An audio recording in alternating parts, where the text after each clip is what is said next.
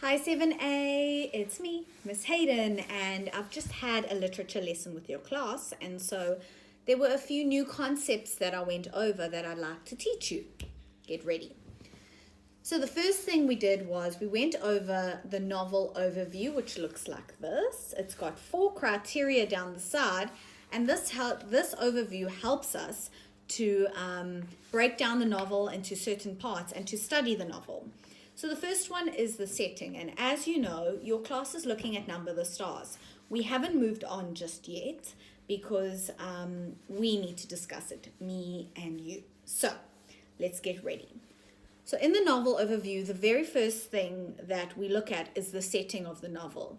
Now, the setting of the novel is pretty straightforward. Where does the novel happen? What time what time in history, what time of the year, anything specific like that. So for Number the Stars, our setting is pretty straightforward. It is Denmark, Copenhagen, in 1943 during World War II.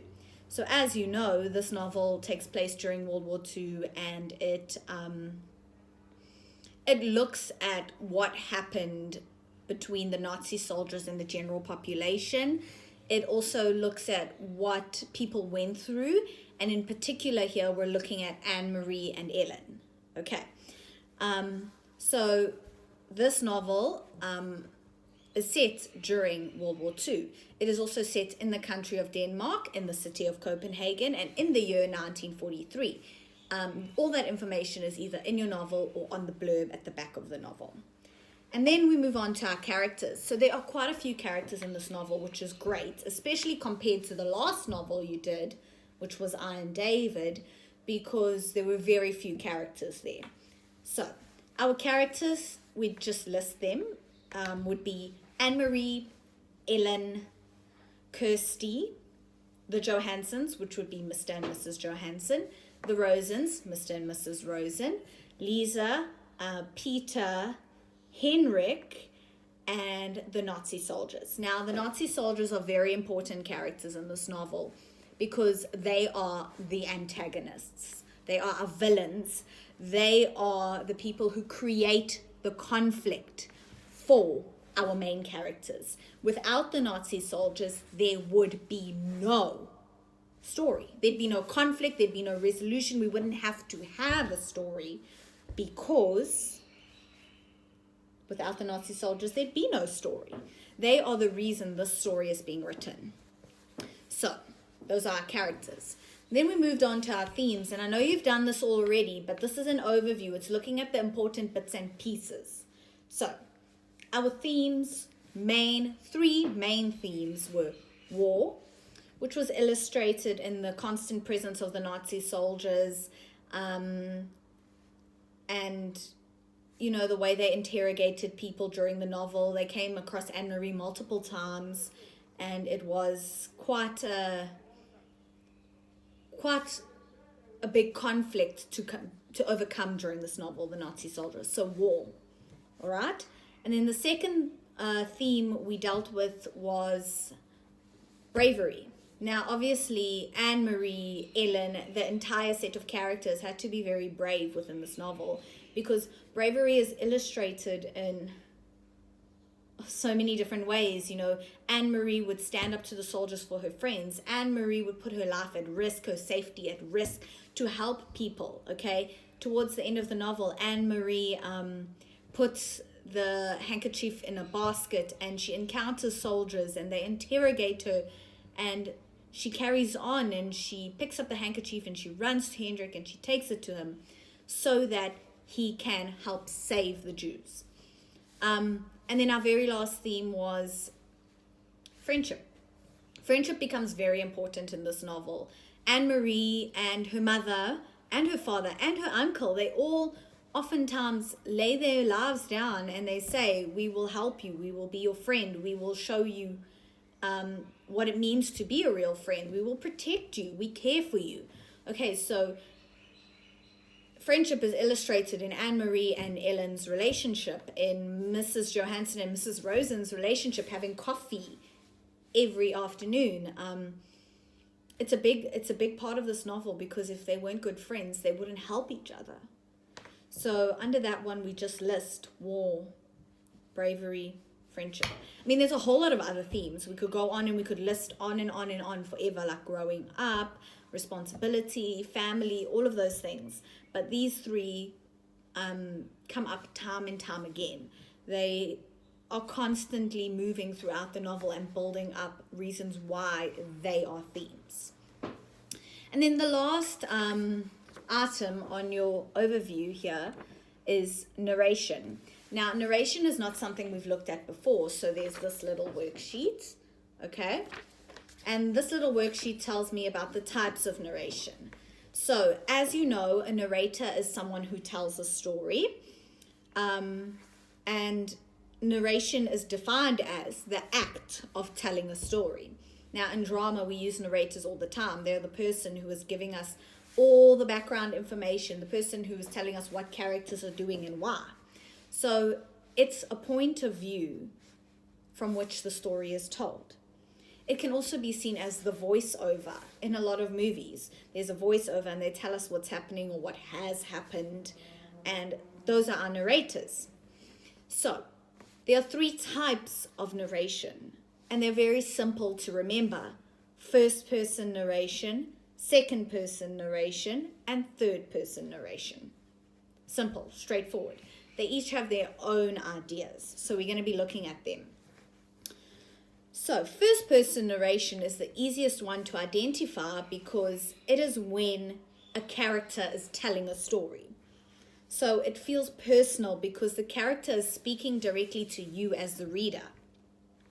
And you as the reader, you know how the character feels and how the character sees what is happening and how the character is feeling when things are happening. Because the character and our narrator and our author, we all see the words I, me, and we. So our first person narration basically can be located when we hear a character saying, I sat at the table and then I got up because I was hungry, and then my food was warmed up in the microwave, so I sat down and I ate it. That is your first person narration. The character is telling the story. Then we move on to second person narration. Now, second person narration we don't normally see in literature. It's very few and far between because it's actually quite a difficult type of narration to write, because this is where the narrator is telling the story and the story is from the onlooker's point of view. So you, as the reader, become the narrator. You, as the reader, feel like you are a character in the story. And the words you would be looking out for would be words like you, your, and yours. So it would feel as if you are taking on the role of the character. You came and sat next to me. You started talking to me. Your phone started to ring. Okay? So it is quite a difficult one to write because it's a strange perspective. You don't know what your reader's like. So your reader might not enjoy that kind of narration, taking on the role of a character. And then the last one is third person narration.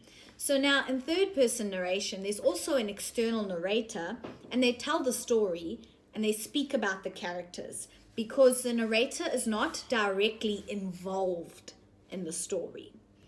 The narrator is only giving a rundown. They are telling you what has happened. Now, the thing about third person narration is the narrator can take on many different characters. So with first person narration, your narrator takes on one specific character and we only hear about that character. Whereas with third person narration, you see lots of different characters. So for example, if we're looking at a group of friends, okay, we have Sarah, Jen, and Mandy, right? So Sarah, in the first chapter, we're looking at what Sarah thinks, and then we jump to chapter 2 and we get Jen's ideas, and then In chapter 3, we come back to Sarah, and chapter 4 is about Mandy. So in third person narration, we're jumping from character to character. Okay, so our author, our writer, the person who writes the novel, would be using words like he, she, it, they, and them, or would be using the characters' names. Now, what we're going to do is we're going to read page 1 of Number the Stars, and then I am going to help you decide which type of narration we are looking at. So you can see here, I've got my Number the Stars in front of me, and I'm looking at chapter 1. It's called Why Are You Running? So it starts.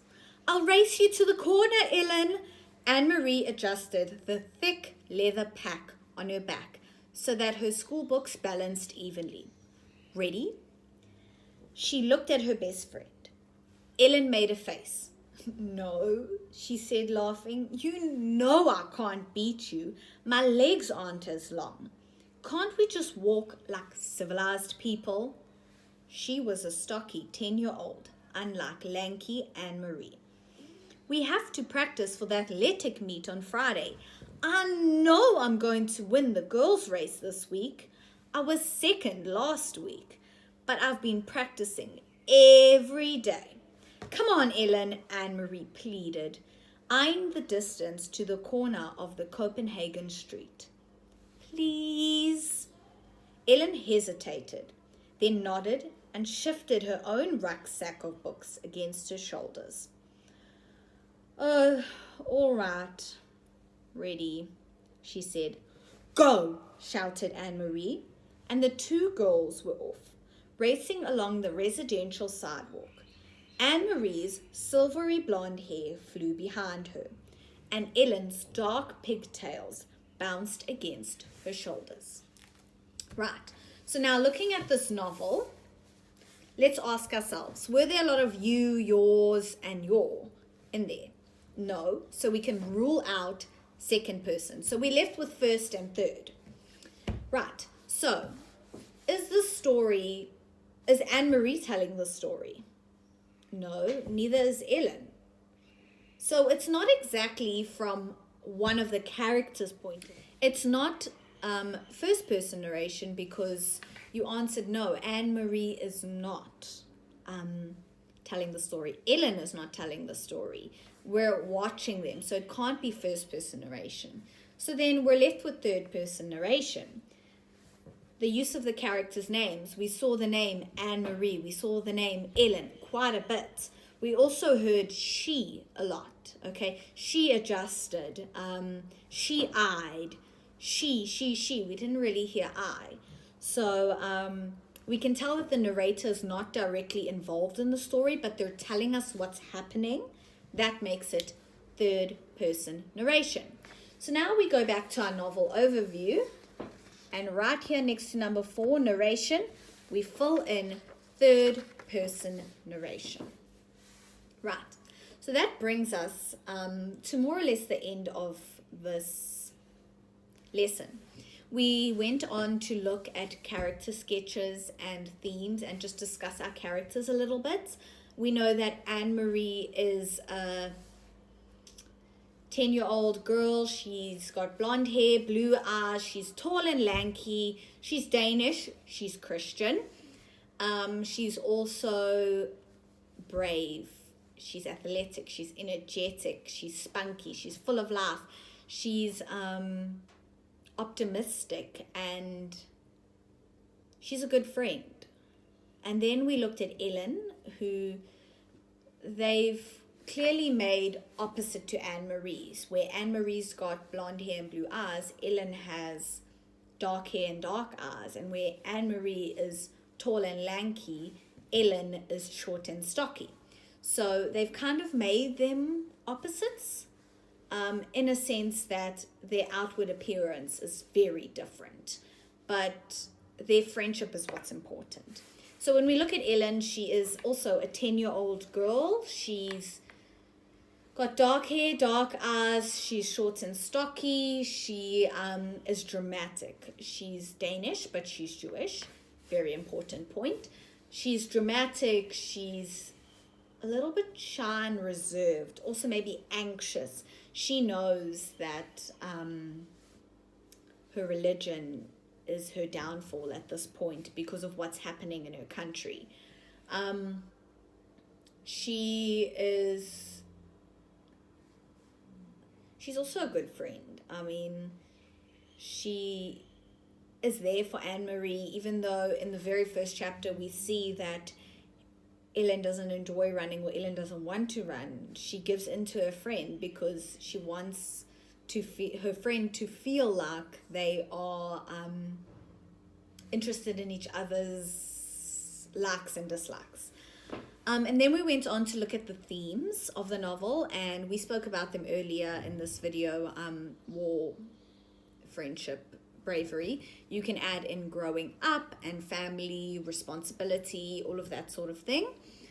And then the last thing is a very important point, which I'd like you to take note of. If you've got your literature book open, you can actually write this down. Although Anne-Marie and Ellen are both Danish, so they're both Danish, meaning they're both from Denmark, their religion sets them apart. So I drew the comparison between thinking about South Africa during apartheid and saying, you know, they were all South African, but race separated them. Race pulled them apart. And here during World War II, we're looking at how religion did that.